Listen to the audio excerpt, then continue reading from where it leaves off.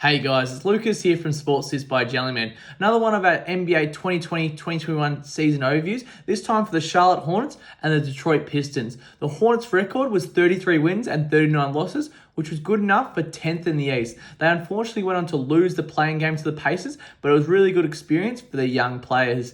Good season nonetheless for those guys. Unfortunately, they were hit with a few key injuries throughout the year with Ball, Hayward and Rozier all having longer stretches out, but Ball's first season was unreal and sets them up with a franchise player as long as they continue to build around him. He actually averaged 15 points, 4 rebounds and 6 assists, and we believe he would have averaged a few more points, a few more rebounds, a few more assists if he was on earlier in the piece. Hayward and Rozier, another strong season for them, and Hayward definitely looks more at home in Charlotte. He averaged 19 points and 5 rebounds, while Rozier averaged 20 points throughout the regular season.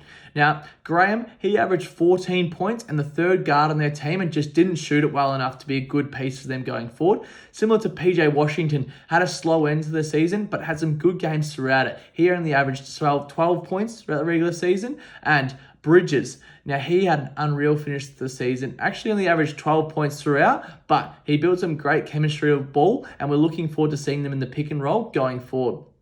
Now, 2021, 2022, what does that look like for those guys? Well, they've got some great young pieces in Brawl and Bridges and potentially Washington as well, while some good veteran heads in Hayward and Rozier. So I'll be surprised to see what they do with Graham and PJ Washington, considering they need a big man. So they need a big man, and they also need some shooting around those players. So we'll see what happens in 2021, 2022 with their offseason and the free agency market as well.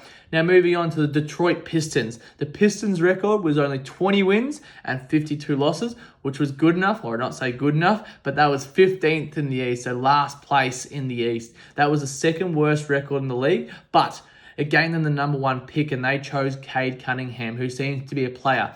Grant, in addition, as well, so Jeremy Grant, he actually had a great first year in Detroit, was their number 1 scorer nearly every game. He averaged 22 points and 4 rebounds, and same as Jackson, he actually came along and averaged 13 points for them.